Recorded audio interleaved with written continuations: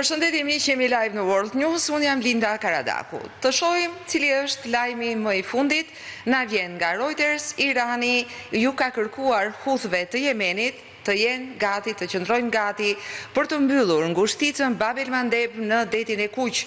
Është kjo ngushticë që tashmë përdoret masivisht sidomos nga Arabia Saudite për kalimin e naftës, por jo vetëm edhe të nënprodukteve të saj, edhe të mallrave të tjera.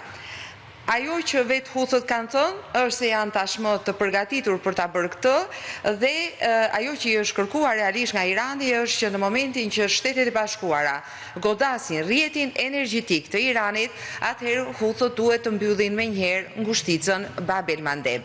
Do të krijonte një problem shumë të madh për të gjithë botën, për ekonominë globale. Duhet pasur parasysh që ndërkohë ngushtica e Hormuzit thuhet që është e hapur, por ndërkohë nëse shihet trafiku i anijeve, nuk mund të ketë asnjë lloj krahasimi me atë që ishte para mbylljes së saj, dhe mbyllja e të dyja ngushticave në të njëjtën kohë, Hormuzit dhe Bab el Mandeb, do të sillte një problem katastrofik për ekonominë globale.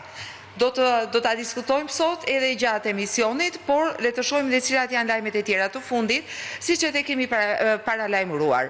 Në Washington pritej të fillonte dhe ka filluar sot në fakt një samit kundër terrorizmit.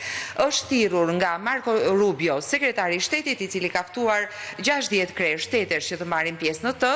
Marco Rubio ka folur ndërkohë dhe një nga pikat kryesore në fakt të cilën ai ka përmendur dhe do doja ta citoja këtë, ai për këta arkitekt të dhunës revolucionare, arritja madhështore e qytetërimit ton është një poshtërim i padurueshëm.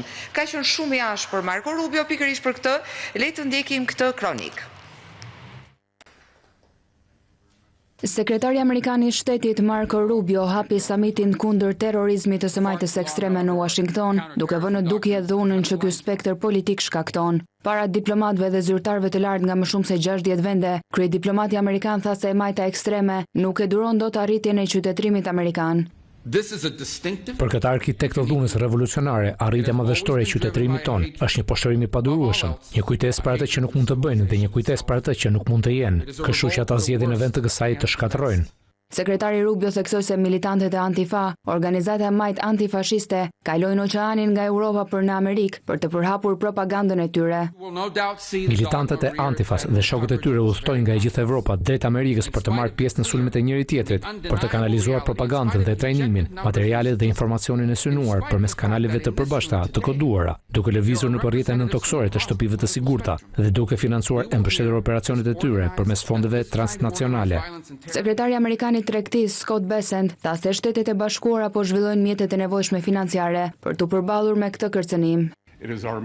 Kemi kaluar dekada duke zhvilluar aftësitë më të sofistikuara financiare kundër terrorizmit në botë dhe tani po mobilizojmë disa nga të njëjtat mjete që kemi vendosur kundër terroristëve jashtë vendit për të përballur me këtë kërcënim në zhvillim këtu në vend. Por shqyrtojmë se ku është shfrytëzuar statusi i përjashtimit nga taksat, ku subjektet bamirëse janë bërë kanale financiare për aktivitetet të ndikimit të huaj dhe si ata që u janë besuar administrimit të këtyre organizatave kanë mundësuar në vend të kësaj dhunën.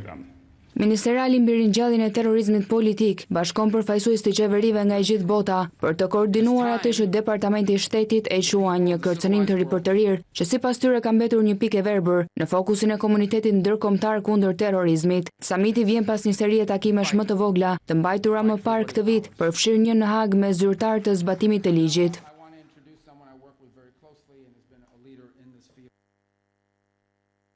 Ju ka kërkuar Huthëve të Jemenit të jenë të përgatitur dhe gati për të mbyllur ngushticën Bab el Mandeb që të çon në detin e Kuq, nëse Shtetet e Bashkuara sulmojnë rrjetin energjetik të Iranit. Bëhet fjalë për mbylljen e ngushticës Bab el Mandeb, siç e tham, në Hodehia deri në gjirin e Adenit.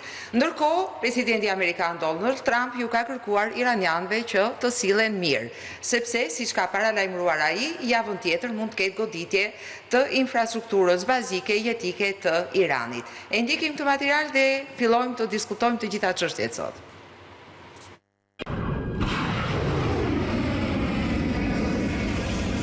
Shtetet e Bashkuara nisën një valë të sulmesh ndaj Iranit, teksa presidenti amerikan Donald Trump e paralajmëroi Teheranin se duhet të sillet mirë. Presidenti Trump deklaroi gjatë një samiti për mbrojtjen dhe inovacionin në Pensilvani se Irani dëshiron të bëjë një marrëveshje. Po ja dalim shumë mirë në Iran. Republika Islamike e Iranit nuk është e lumtur tani. Presidentët e tjerë nuk bën ato që ishte e drejtë. Duhet ta kishin bërë shumë kohë më parë, do të kishte qenë shumë më e lehtë. Ata duan shumë të bëjnë marrëveshje. Do ta zbulojmë nëse do të bien dakord me do ta zbulojmë nëse do të bijem dakord me ta apo thjesht do t'u japim fund. Nuk më pëlqen të jap afate, por ata e dinë pak a shumë, dinë historinë dhe bëjnë mirë të cilën mirë. Ndërkohë ushtria amerikane ndërmori 2 valë sulmesh ndaj Iranit brenda një periudhe 24 orëshe. Komanda qendrore e Shteteve të Bashkuara tha se shënjestroi kapacitetet ushtarake iraniane të përdorura për të kërcënuar anijet në ngushticën e Hormuzit. Sipas mediave shtetërore iraniane, sirenat e mbrojtjes ajrore u dëgjuan gjithashtu në kryeqytet. Sulmet amerikane kishin gjithashtu në shënjestër provincën Semnan, ku ndodhet prodhimi i raketave balistike dhe programi hapësinor i Iranit. Irani u kundërpërgjigj me raketa dhe dron që shënjestruan Bahreinin, Jordanin dhe Kuvajtin. Garda revolucionare e Iranit tha se një radar zbulimi dhe kontrolli ajror dhe një stacion karburanti për avion luftarak në bazën Sheikh Isa në Bahrein u shkatruan plotësisht. Në një deklaratë tjetër, Garda revolucionare pretendoi se qendra e komunikimit satelitor dhe radari paralajmërimit të bazës amerikane Ali Al Salem dhe baza ushtarake amerikane në Shuaibia në Kuvajt u shkatruan gjithashtu. Ndërkohë Teherani paralajmëroi sërish se ngushtica e Hormuzit është një vije kuqe e pamposhtur dhe Irani nuk do të lejojë asnjë ndërhyrje amerikane në këtë rrugë ujore. Pavarësisht për shkallëzimit të sulmeve, Trump mirëpriti lirimin e një avokate amerikane që ishte mbajtur gabimisht në Iran, siç tha Trump, që nga dhjetori i vitit 2024. Avokatja që u lirua është Dena Karari, e cila ka ndihmuar në lirimin e më shumë se 340 të burgosurve nga 20 vende të ndryshme të botës gjatë 2 dekadave të fundit. Dhe ndërkohë ka pasur një intervistë të J.D. Vance, nën presidentit amerikan mbrëm, të dhënë për një podcast. Ishte shumë interesante në fakt, sepse dukej që u diskutuan çështjet aq hapur sa nuk e kishim parë ndonjëherë. Një nga çështjet që u diskutua ishte edhe pyetja e bërë në fakt, ishte nëse Izraeli ka ndikuar në vendimin e Shteteve të Bashkuara për të filluar luftën kundër Iranit. Çfarë thot zëvendës presidenti amerikan për këtë dhe cili ishte në fakt roli dhe ndikimi i Izraelit? E ndjekim pak të material. Zëvendës presidenti amerikan J.D. Vance tha se disa antarë të qeverisë izraelite ishin përpjekur të ndikonin në opinionin publik të Shteteve të Bashkuara që të kundërshtonte një marrëveshje të Washingtonit për t'i dhënë fund luftës me Iranin. Komentet pasqyruan kritikat e mëparshme ndaj politikës së qeverisë izraelite nga Vance, të cilin shumë e njohin si një kandidat të mundshëm presidencial në zgjedhjet e vitit 2028. Vance mbrojti një marrëveshje të arritur muajin e kaluar për t'i dhënë fund luftës me Iranin. To try to derail the negotiation. Unë e di pas një hije dyshimi se ka pasur njerëz brenda qeverisë izraelite që po përpiqen, si të thuash, të na largojnë nga ajo politikë sepse duan të vazhdojnë fushatën ushtarake. Zëvendës presidenti tha se nëse ai ka marrëdhënie të mira me disa antarë të qeverisë izraelite, ka disa njerëz brenda sistemit të tyre që ne e dim pas një hije dyshimi se po manipulojnë dhe po përpiqen të ndryshojnë opinionin publik amerikan për të vazhduar luftën pafundësisht. Vance tha se shumë vende, aleat dhe kundërshtar përpiqen të ndikojnë në politikën amerikane dhe se nuk shqetësohet që Izraeli përpiqet ta bëjë këtë, as që Rusia ose disa nga këto vende të tjera ta bëjnë këtë. Ai tha se ishte thjesht natyre të qenit një udhëheqës politik në vitin 2026. I don't even mind an effort to try to. Ajo që më shqetëson është kur ato operacione, ato fushata ndikimi në të vërtetë ndikojnë në gjykimin politik amerikan. Vance sulmoi kritikët izraelit të marrëveshjes me Iranin në qershor, duke thënë se presidenti Donald Trump është aleati i vetëm i Izraelit në një qortim të ashpër që ju referua miliardave në ndihmën mbrojtëse të Shteteve të Bashkuara që merr Tel Avivi. Kur u pyet nëse mendonte se Shtetet e Bashkuara do të ishin angazhuar në luftën më të fundit me Iranin, po të mos ishte për ndikimin izraelit, Vance tha, besoj se po. You cannot negotiate with the Iranians. Mendoj se presidenti i ndar nga çdo ndikim nga Izraeli beson shumë fort dhe përsëri pajtohet me këtë se Irani nuk duhet të ketë një armë bërthamore. Vance foli për një fushat shumë diskrete dhe jashtëzakonisht të financuar mirë, e cila përpiqet të prish negociatat dhe marrëveshjen, siç theksoi ai gjatë intervistës me podcasterin konservator Joe Rogan. Oh, it's social. Atëherë jemi rikthyer, jam në studio me Bart Sejdarasin, ndërkohë që presi të lidhem edhe me Geron Kamberin, ekspert i marrëdhënieve ndërkombëtare, për të diskutuar një nga një këto çështje. Bardi, faleminderit shumë që jemi ne sot. Faleminderit për ftesë. Atëherë, po diskutojmë çështjen e luftës.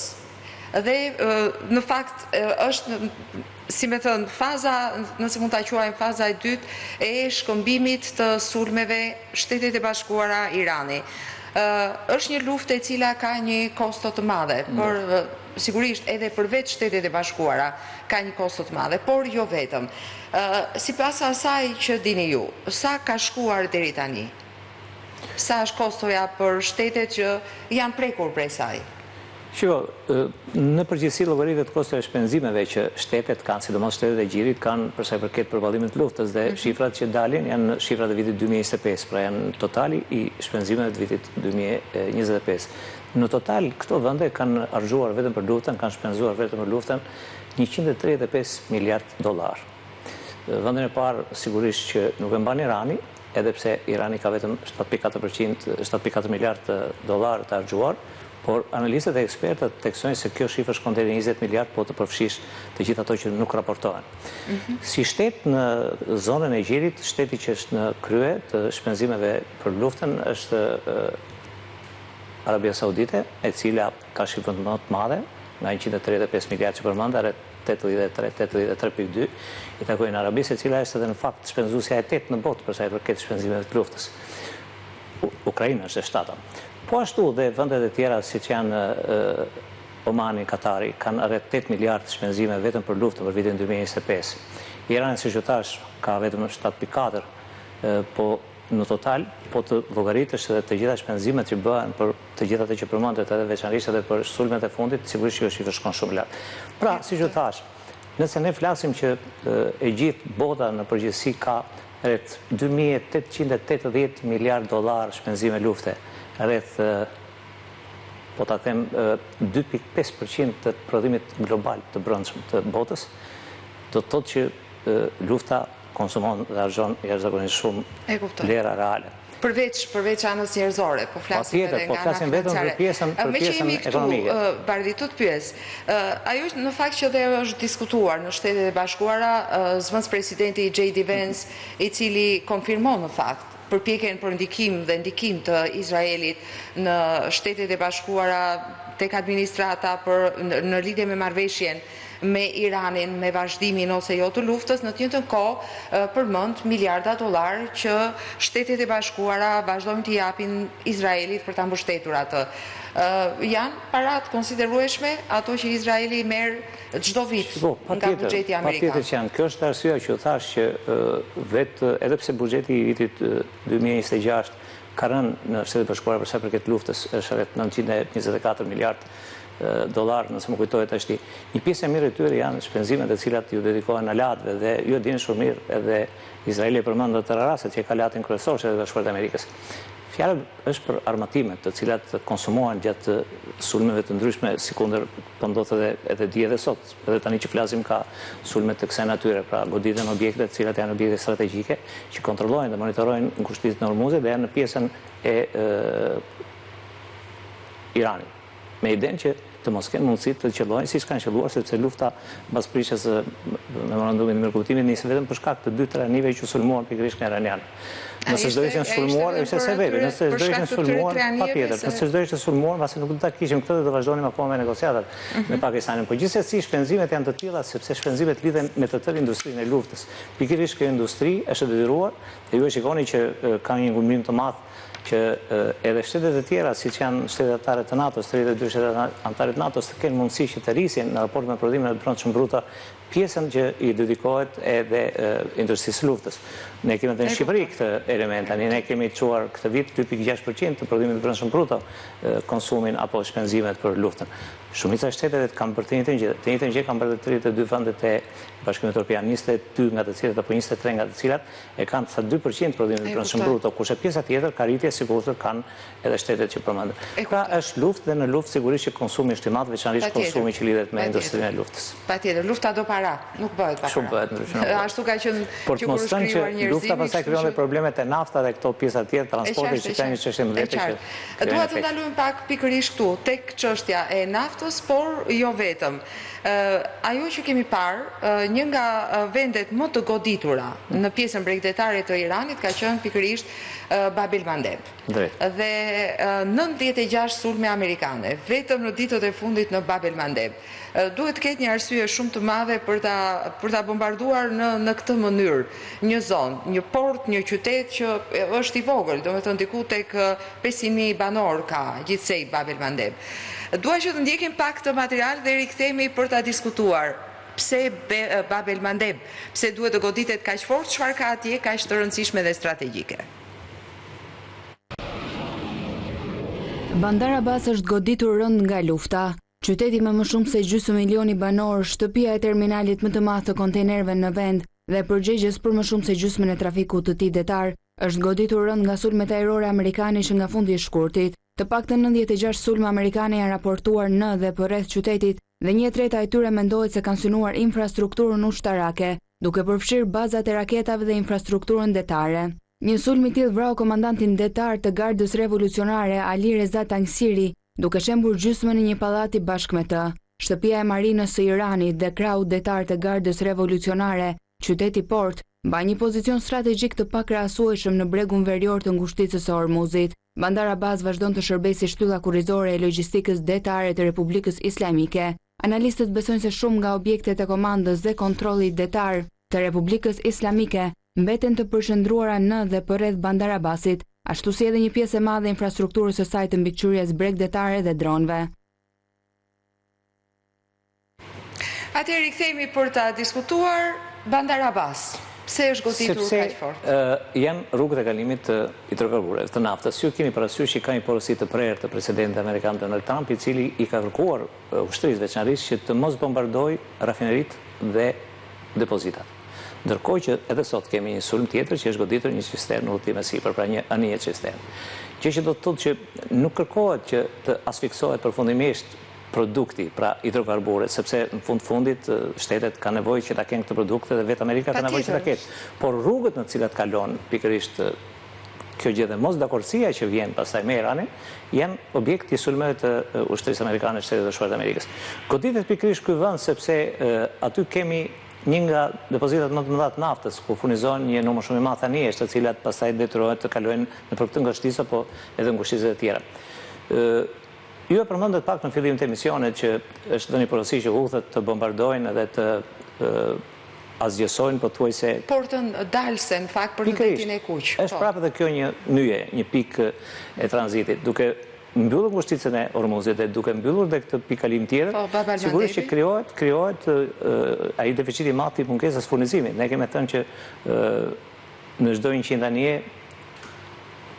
20 anije në tërë botën kalojnë pikërisht në 1/5 kalojnë në këtë ngushticë. Kështu që bllokimi i këtyre dy rrugëve detare krijon pastaj probleme madh që vjen nga industria dhe veçanërisht nga transporti, sepse kostot rriten.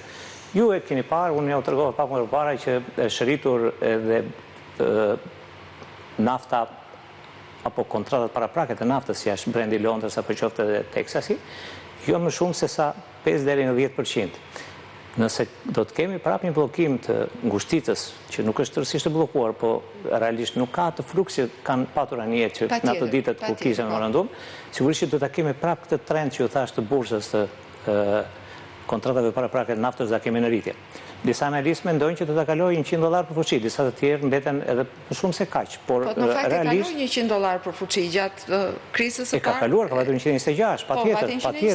Sot është 84, tani sa të pash bursa është 84, 83, bile ka patur në oktober në fundit ka patur një ulje me 0,11%, një ulje që siç duket është edhe pjesë e debatit dhe negociatave, por varet shumë edhe nga ana psikologjike, nëse bombardojnë Shtetet e Bashkuara të Amerikës, sigurisht që tregu ndikohet.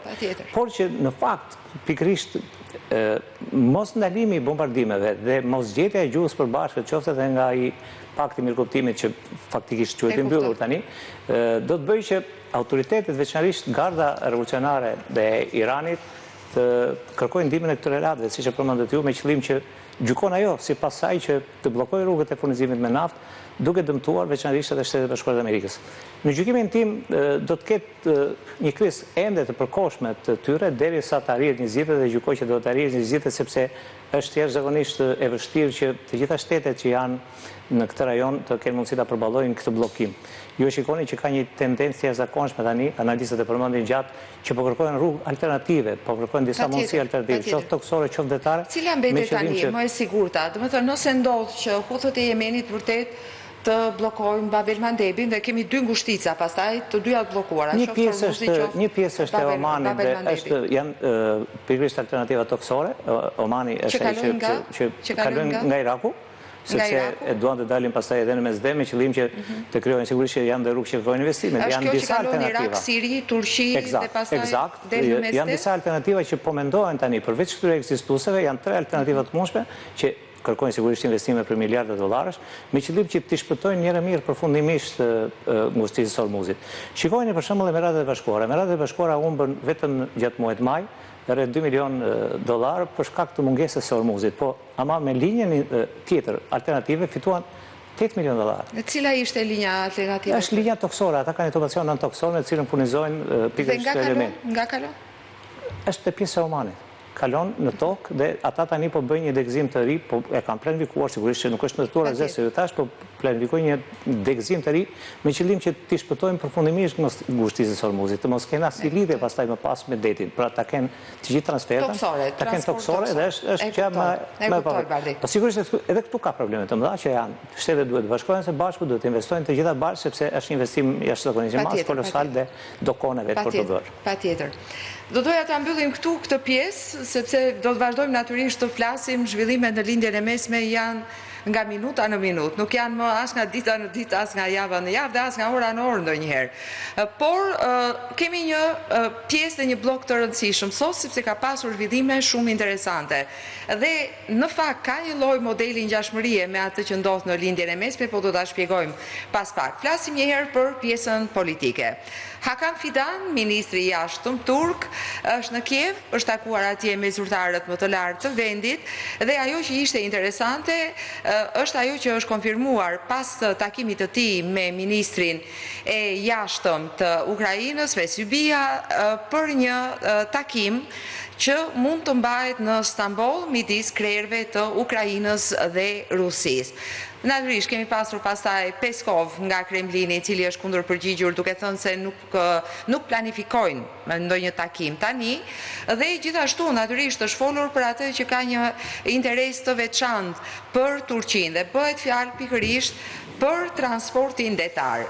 E shohim pak të material.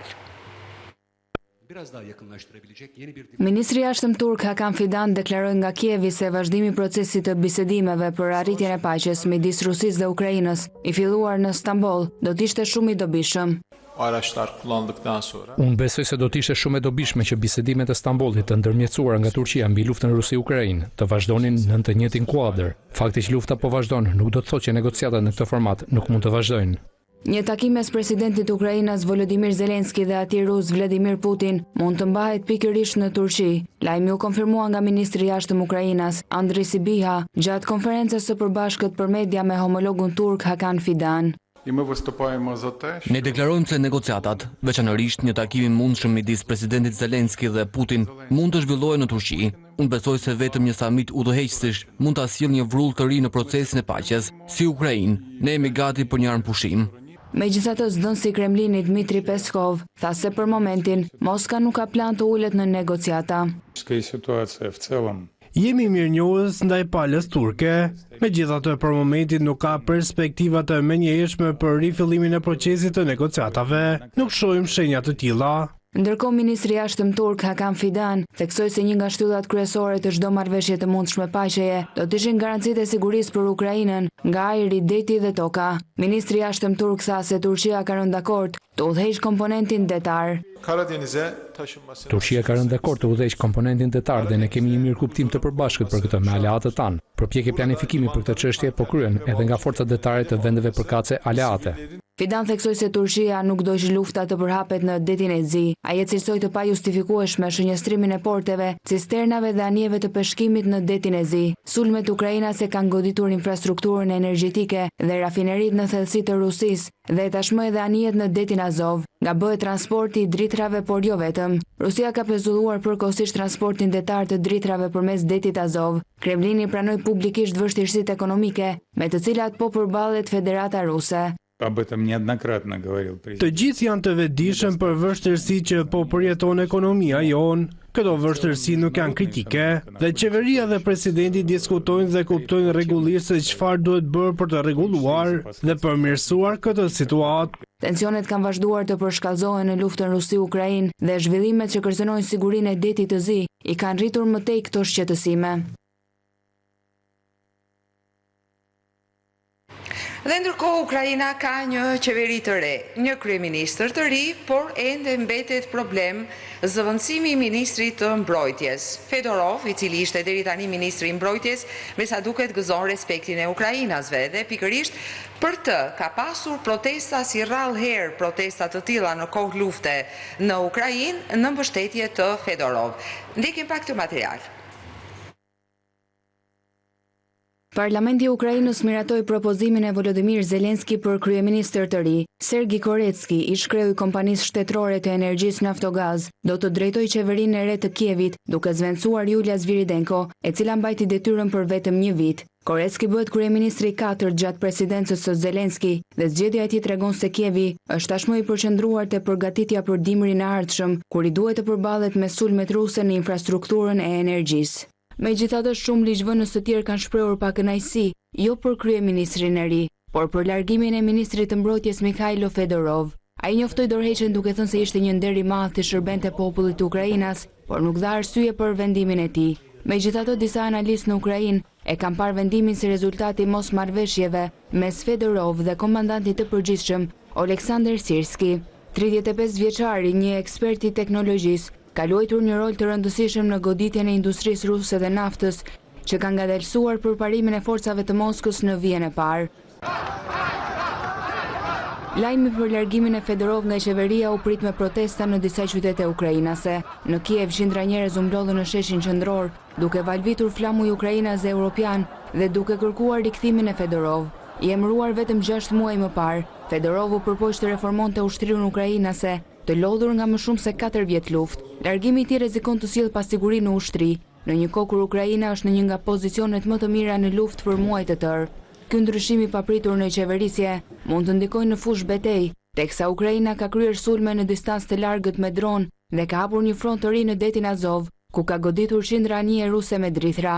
Sulmet e kanë detyruar Rusin të pezullojë trafikun përmes detit Azov, duke mbyllur 2 pikat e kalimit, kanalin Don Azov, i cili lidh detin me rrugët ujore të brendshme dhe ngushticën Kerç, e cila e lidh atë me detin e Zi. Bllokimi i detit Azov mund të ketë një ndikim më të gjerë, duke përfshirë eksportet që nuk janë goditur nga sanksionet, si gruri ose vaji i lulediellit. Dhe ndërkohë, siç edhe paralajmëruam pak edhe në këtë kronik, Rusia ka vendosur që të pezullojë transportin e drithërave përmes Azovit.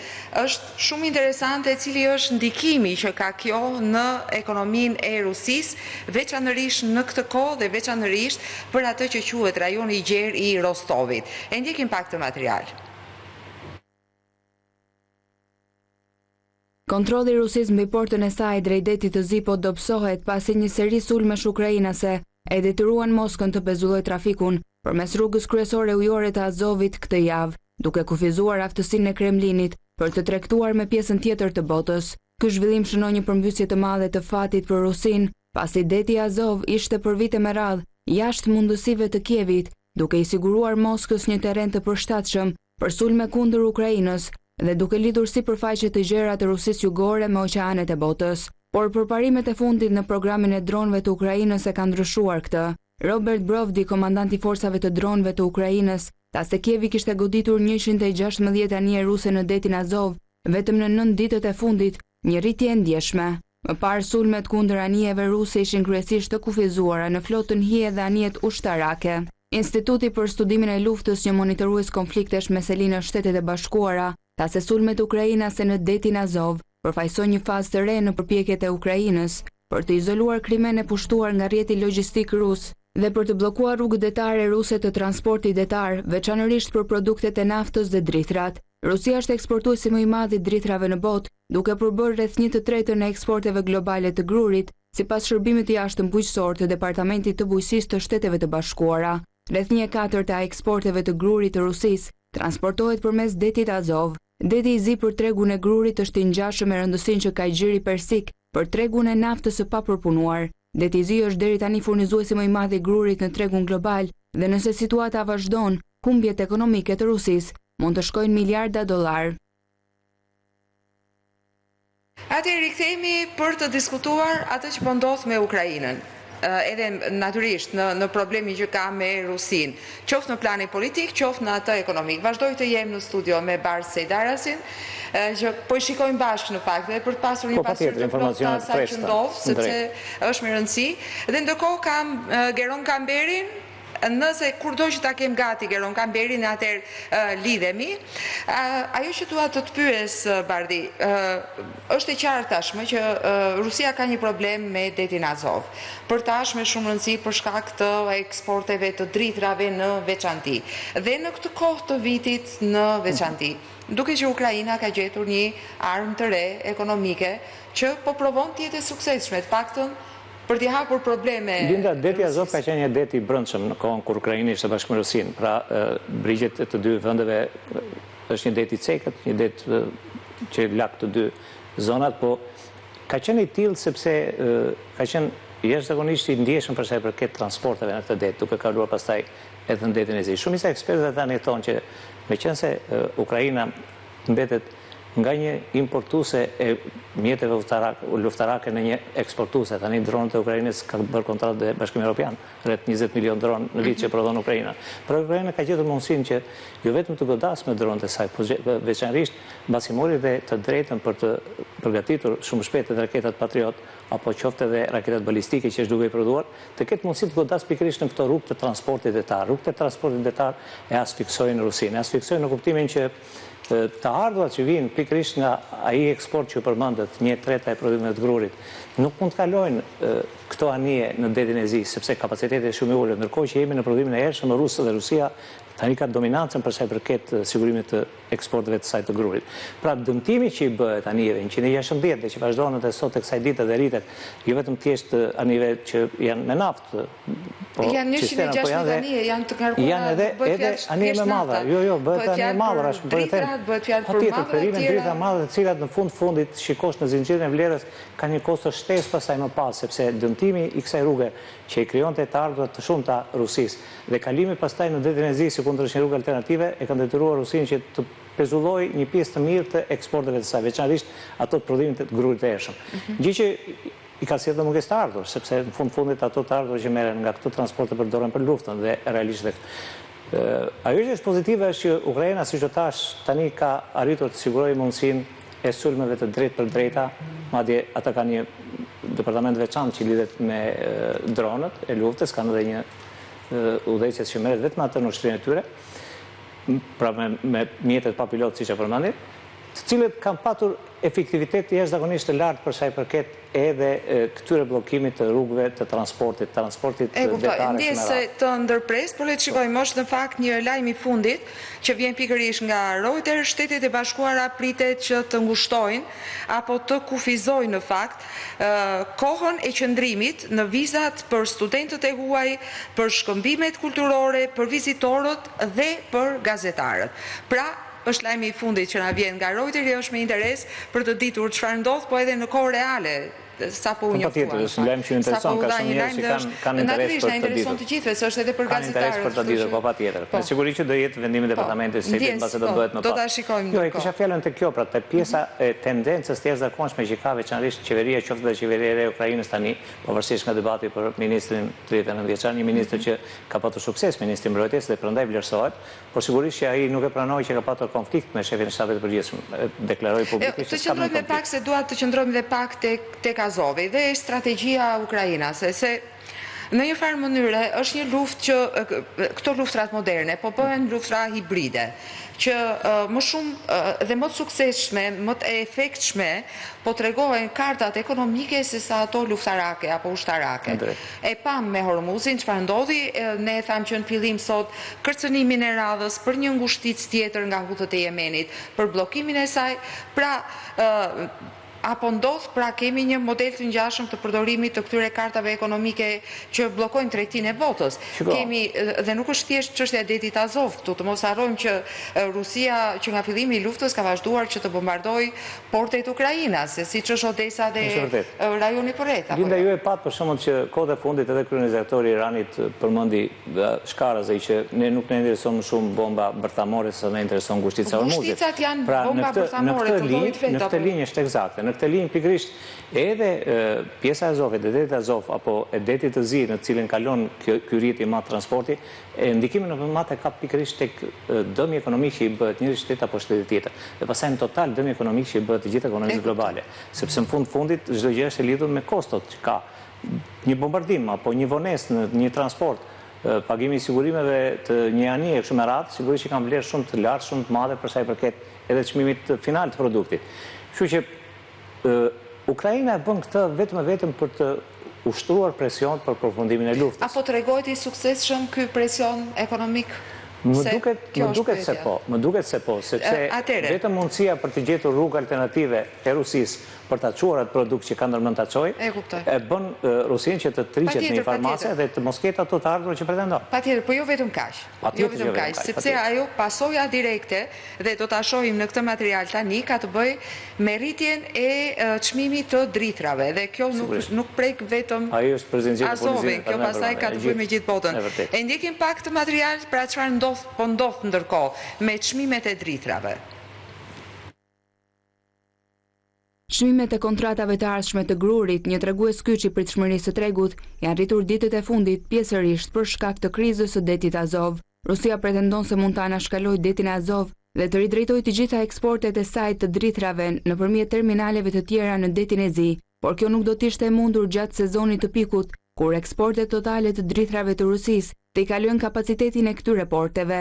Sulmet ukrainase po i ndërlikojnë eksportet e grurit të Rusisë, pikërisht kur fillon sezoni i hershëm i korrjes në rajonin e Rostovit në Rusinë Jugore.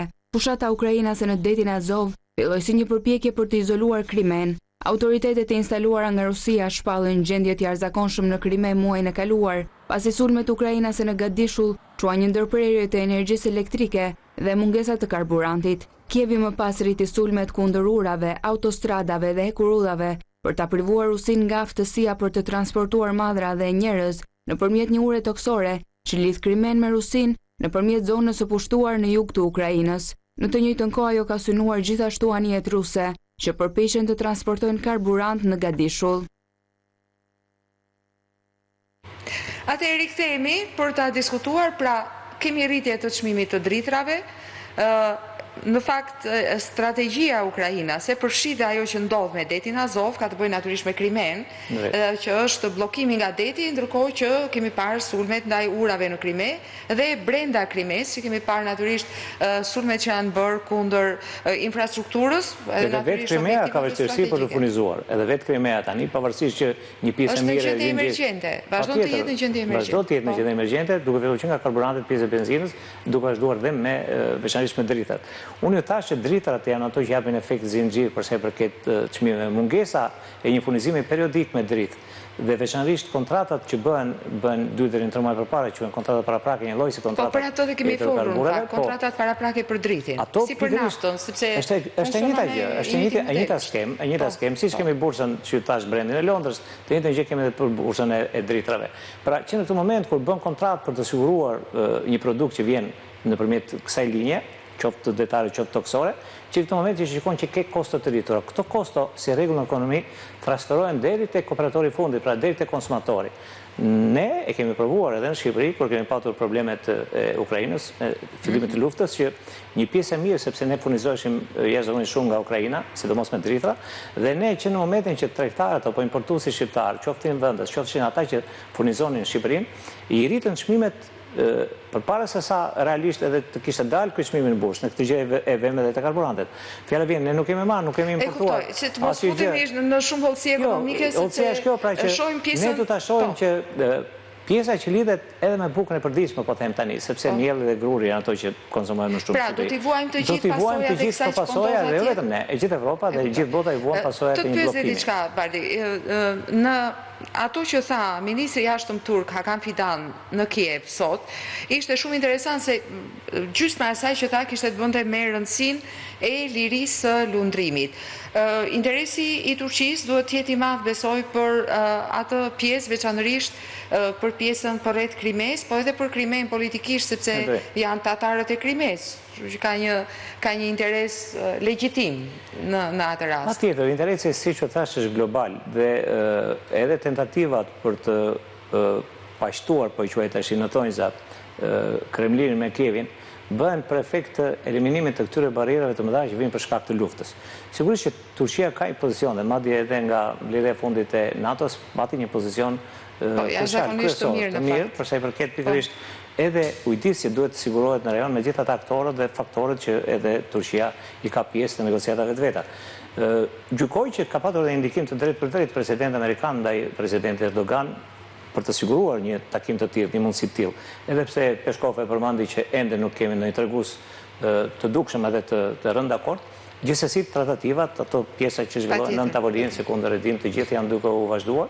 Dhe kjo është dhe arsyeja që një numër shumë i madh vendesh vazhdojnë dhe sot e kësaj dite të financojnë Ukrainën. Ju e dini që zëvendës sekretari i përgjithshme e NATO-s sapo deklaroi para pak kohësh që $70 miliardë do t'i shkojnë përsëri Ukrainës, dhe ajo përmendi që edhe $70 miliardë të tjera do të jenë prapë në vitin 2026. Po, është nga samiti në fakt, u vendos, ishte pjesë e samitit. Të gjitha bëhet që të krijohet një presion që Rusia të ketë mundësi të ndalojë luftën, dhe duke ndaluar luftën sigurisht që krijohen rrugët e lira pastaj për sa i përket. Të qëndrojmë edhe pak tek ajo që ndodh në detin Azov, që të kemi edhe një pamje më të plotë se çfarë ndodh aty realisht dhe çfarë ndikimi, impakti ka për botën.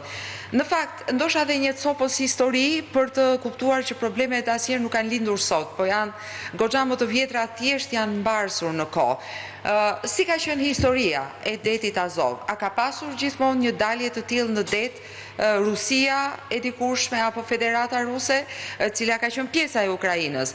A ka pasur një marrëveshje më parë midis Rusisë dhe Ukrainës pikërisht për atë pjesë? E ndjekim pak të material.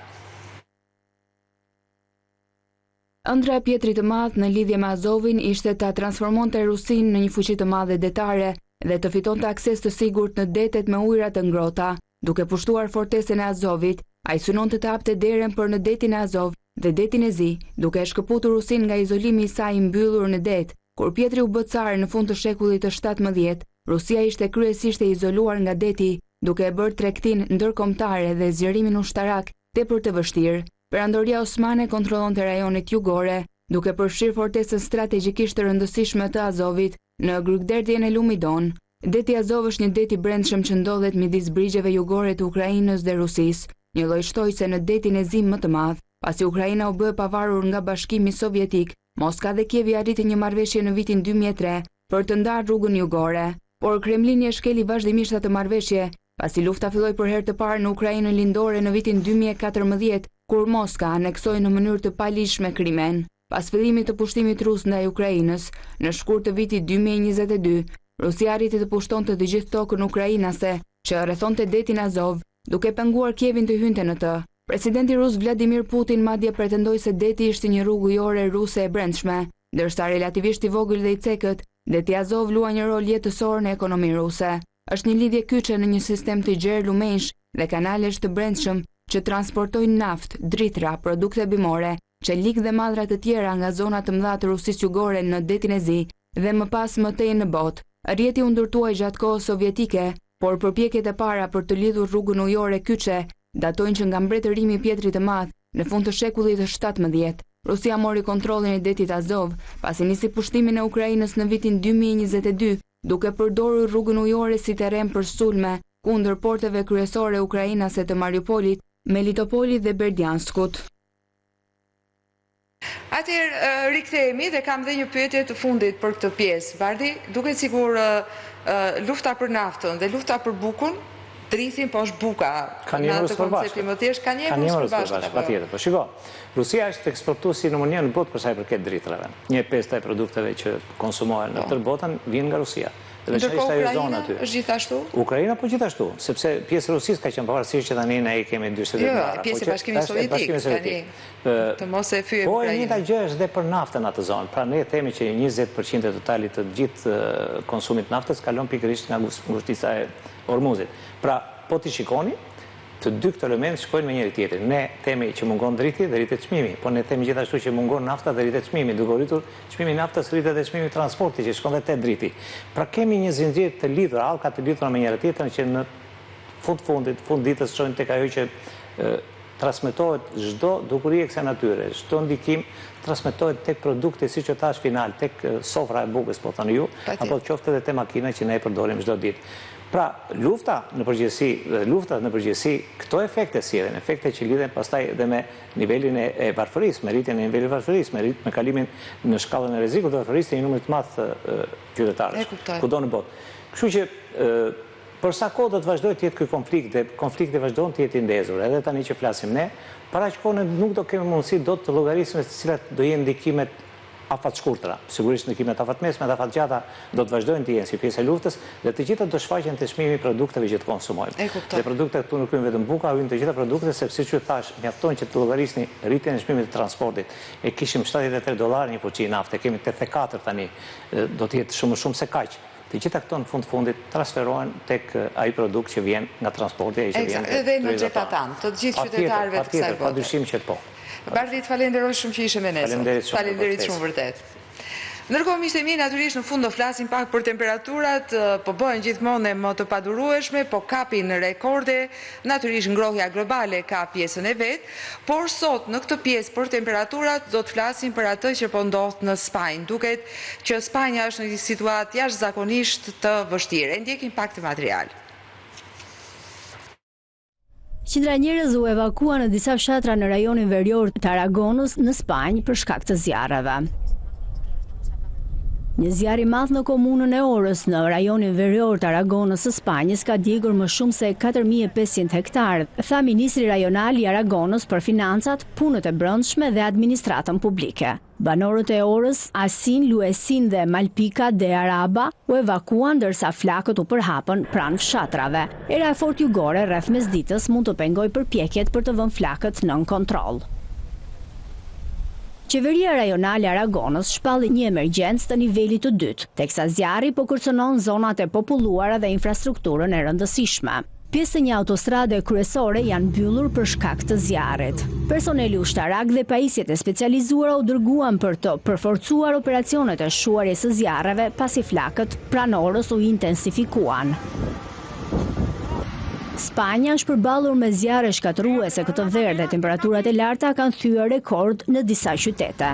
Vende të tjera të Europës si Franca, Turqia apo Greqia janë përballur gjithashtu me flakë që kanë djegur mijëra hektar pyje.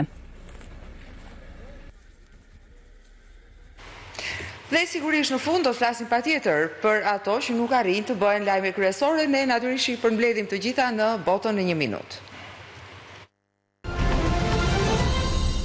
Shtetet e Bashkuara do të vendosin një tarif 25% për shumicën e importeve nga Brazili, duke filluar nga 22 korriku.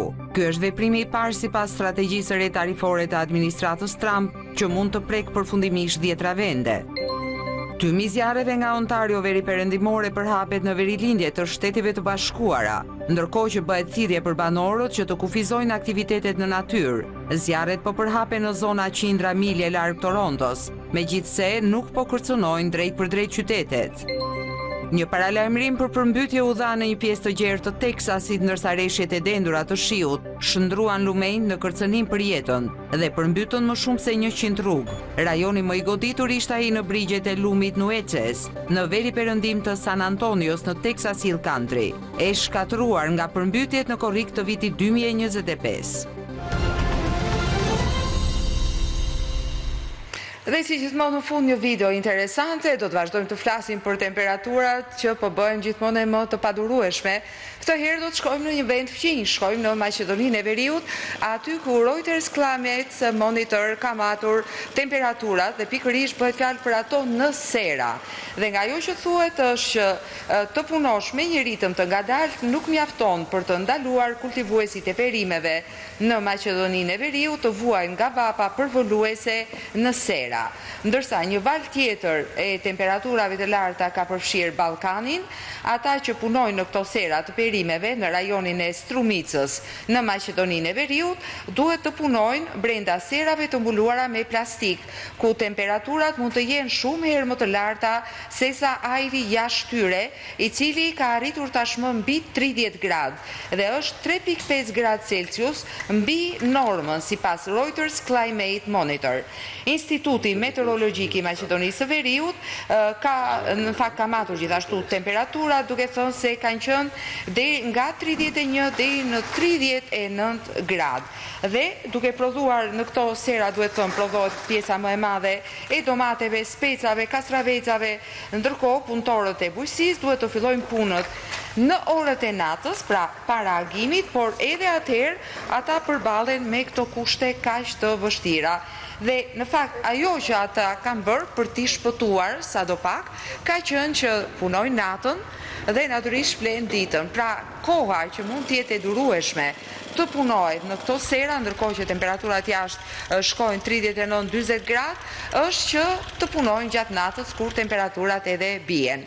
Dhe pikërisht me këtë do ta mbyllim edhe World News për sot, me këtë mënyra që gjejmë për t'u ikur ose për të sadopak për t'u shpëtuar këtyre temperaturave të larta që po shënojnë rekorde këtë vit dhe në fakt nga viti në vit për fat të keq. Bashkë do të shihemi nesër, ndërkohë vazhdoni të qëndroni me edicionet tona të lajmeve për informacion të plotë, të detajuar nga i gjithë bota 24 orë dhe natyrisht për gjithë shka që ndodh. Bashkë shihemi nesër, deri atëherë, mirupafshim.